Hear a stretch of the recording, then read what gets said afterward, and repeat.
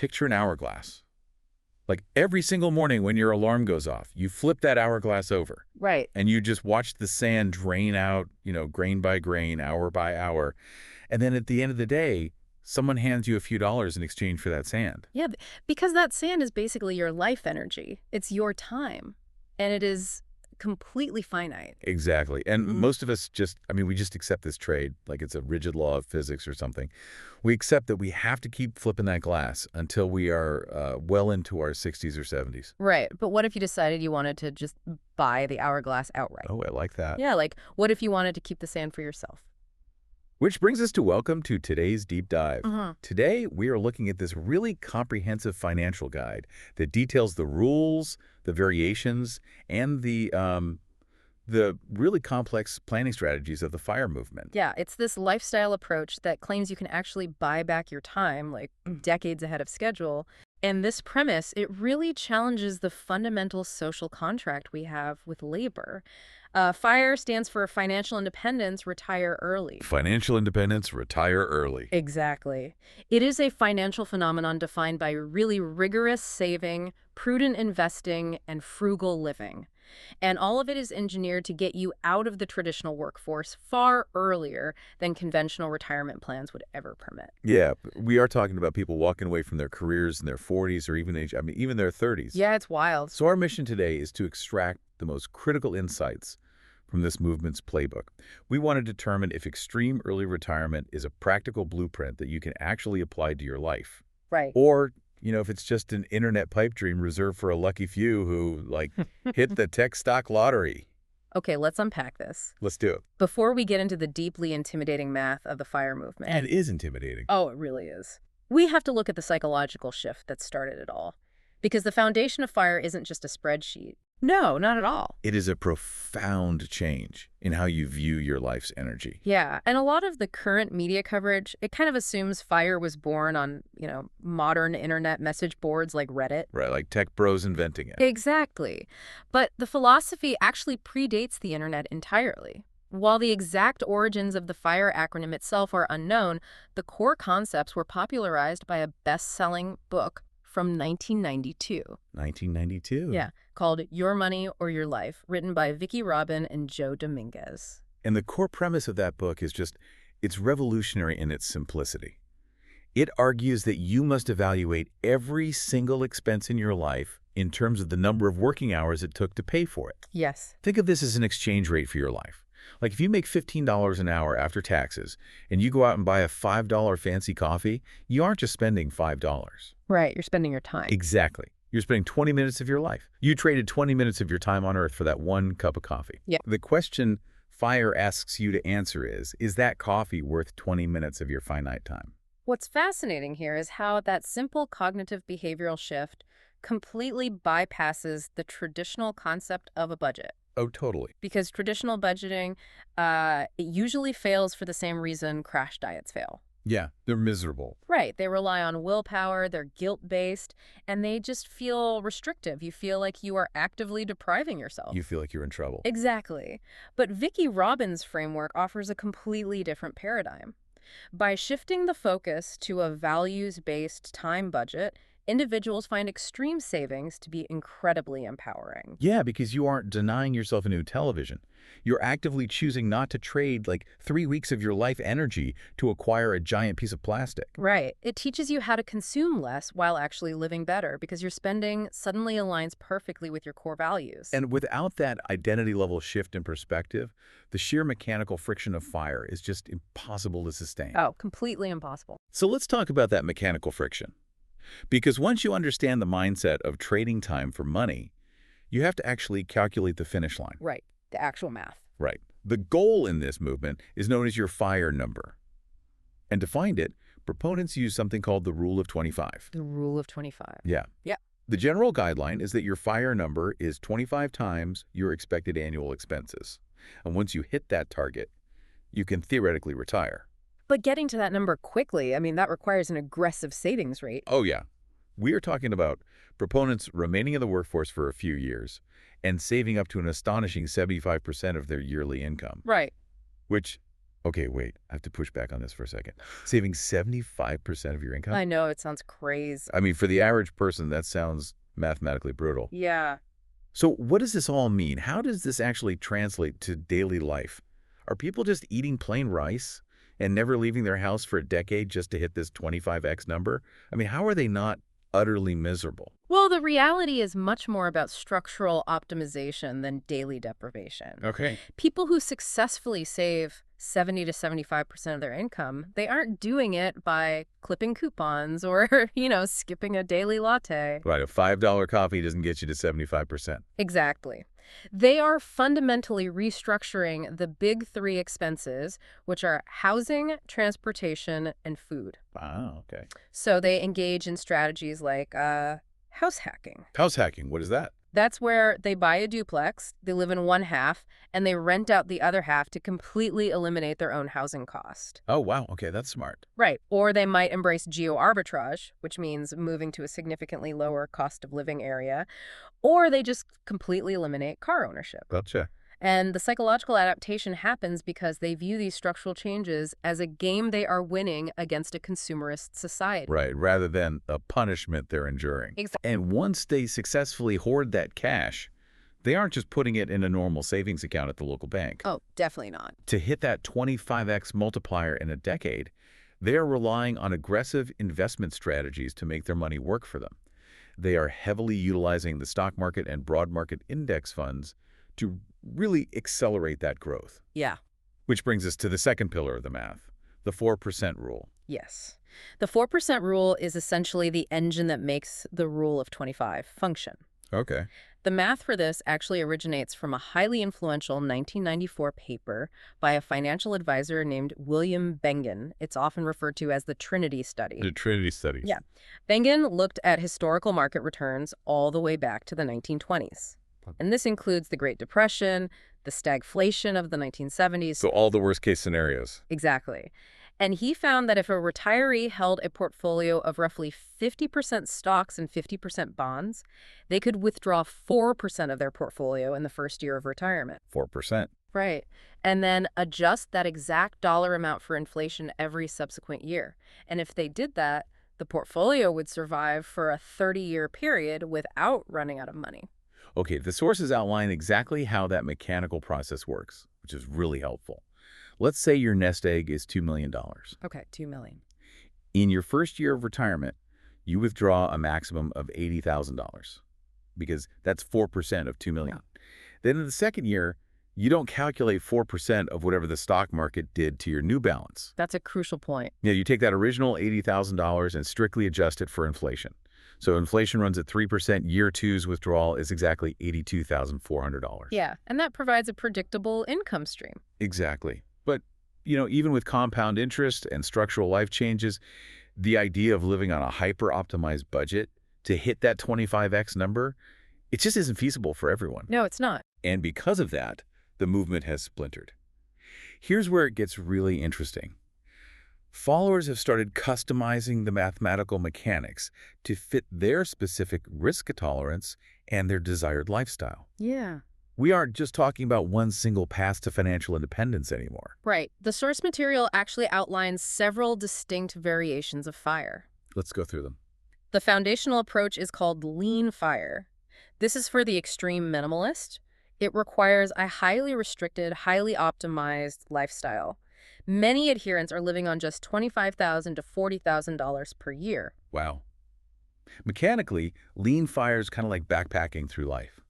Or, building a highly efficient off-grid solar setup. I like that analogy. Yeah, it requires very little energy to run, which means you need a much smaller portfolio to sustain it. But the drawback is that because the system is so lean, it's highly susceptible to cloudy days. Right. Meaning a sudden spike in inflation or an unexpected medical bill can disrupt the entire system because there's just very little buffer. Exactly. And then on the completely opposite end of the spectrum is fat FIRE. Fat FIRE. Yeah.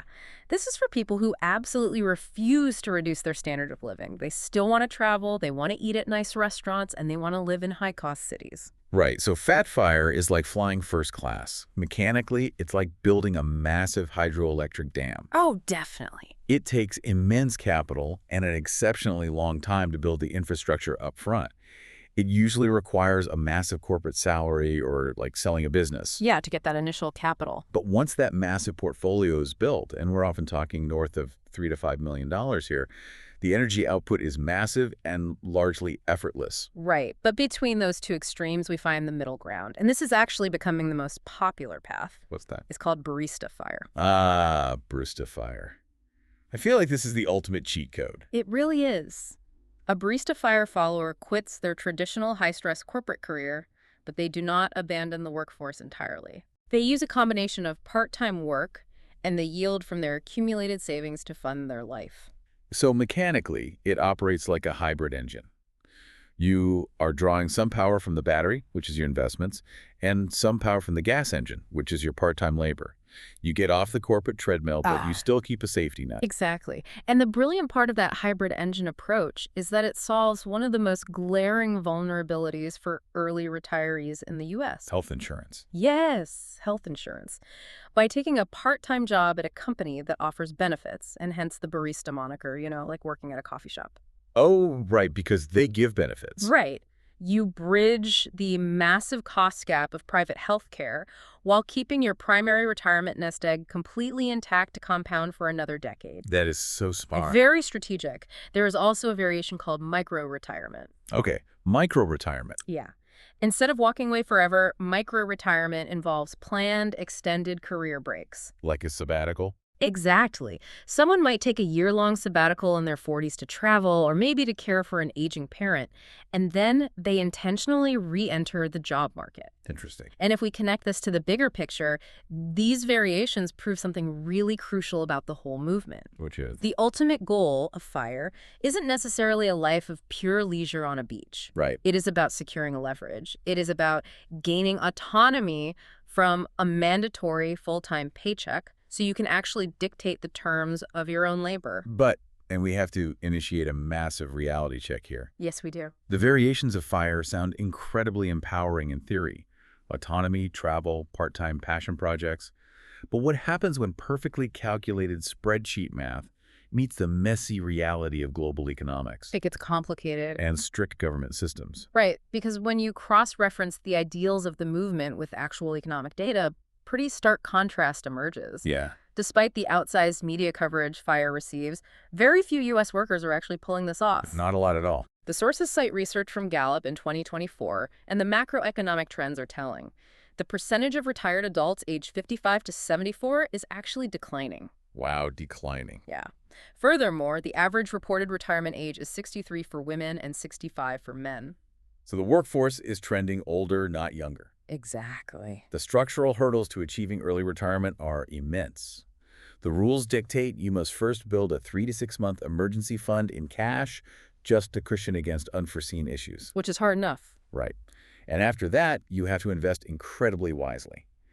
Typically, that means maxing out employer-sponsored retirement plans like a 401k and top online broker IRAs. But the government puts incredibly strict limits on how much you can put into those tax-advantaged accounts. They do. Looking at the 2026 limits detailed in our sources, individuals can contribute $24,500 to a 401k and $7,500 to an IRA. And those limits highlight a massive structural friction. How so? Well, if you have a high income and you are trying to save $100,000 a year to hit your FIRE number in 10 years, you blew past those IRS limits by, February. Oh, right. Because you can only put in roughly 32 grand combined. Exactly. That means the bulk of your wealth has to be invested in standard taxable brokerage accounts. And that gets taxed heavily. Right. It introduces significant tax drag on your dividends and capital gains, and that slows down the velocity of your compounding interest. The sources also point out a detail that proves how structurally biased the system is toward traditional retirement.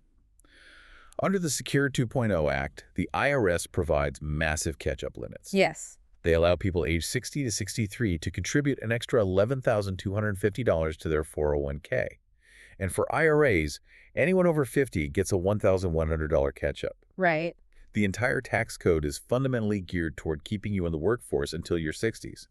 It actively rewards late-stage retirement while providing almost no vehicles for aggressive early-stage accumulation. Which brings me to a critical pushback regarding the money you actually do manage to get into those tax-advantaged accounts. Okay. If I am successful and I retired age 40 with a massive 401k and IRA, my money is locked behind a literal penalty wall. Yes, it is. The rules say you pay a steep penalty if you withdraw from those traditional retirement plans before you reach age 59 and a half. Right.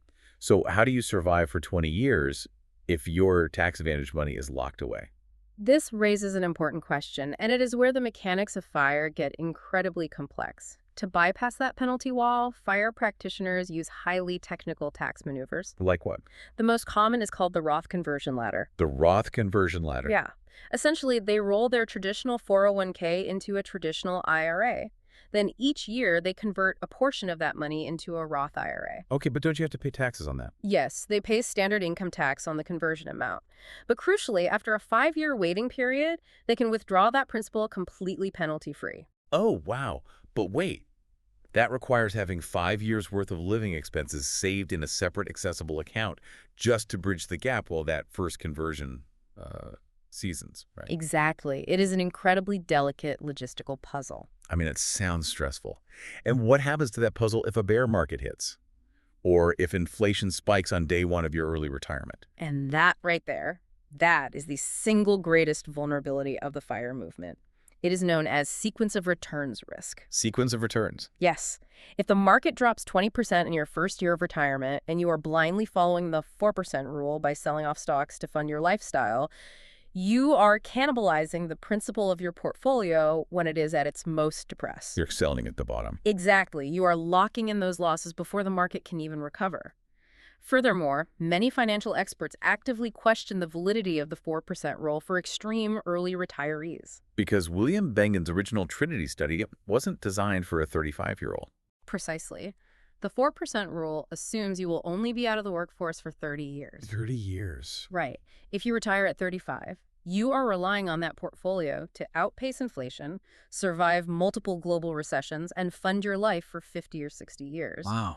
When you stretch the timeline that far, the 4% rule's success rate begins to fracture. Many modern planners suggest a withdrawal rate of 3.2% or 3.5% is far more realistic for a 50-year horizon. But that means your required FIRE number needs to be significantly larger than the rule of 25 suggests. Way larger. And you also have to factor in dependence. Caring for children or navigating the incredibly high costs of elder care for aging parents, that can instantly overwhelm even the most meticulously optimized portfolio. Yeah, life happens. Exactly.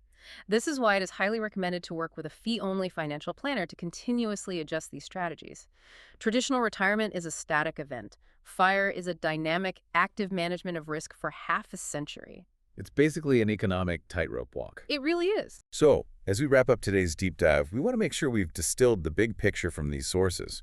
On one hand, the FIRE movement offers a deeply empowering philosophy. It does. Rooted in that 1992 book, Your Money or Your Life, it provides a vital framework to value your time, to see money as an exchange of life energy, and really to escape the mindless consumption that keeps people trapped in an endless loop of living paycheck to paycheck. But on the other hand, the mathematical realities are totally unforgiving. Yeah. Achieving financial independence requires immense structural changes to your life, relying on the 4% rule over a 50-year horizon, navigating sequence of returns risk, and building 5-year cash buffers for Roth conversion ladders. I mean, it means you're constantly at the mercy of macroeconomic forces. Well, it is not a magical escape hatch. It's essentially swapping the stress of a boss for the stress of portfolio management. Yeah, beautifully said. But before we sign off, I want to leave you with one final thought to mull over. We've spent this entire time unpacking the math, the taxes, and the rules of quitting your job. But there is a profound psychological hurdle that the spreadsheets simply do not account for. Yes. If the absolute core of FIRE is calculating exactly how much your time is worth so you can finally stop working, what happens to your identity when you actually succeed? That's the real question. Because we live in a society where our identities are inextricably linked to our labor. When you wake up on a Tuesday morning at age 38 and you no longer have a job title, you don't have a corporate ladder to climb or a structural purpose imposed upon your day. Right. Who are you? The hardest question of the FIRE movement isn't whether the withdrawal rate works. The hardest question is, are you running toward a specific, deeply fulfilling life, or are you merely running away from the 9-to-5 grind?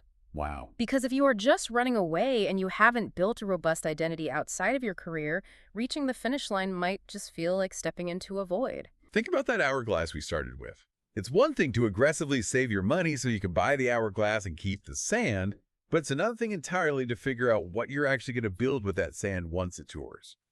Keep questioning your relationship with your money, and more importantly, your time. Thanks for joining us, and we'll see you on the next Deep Dive.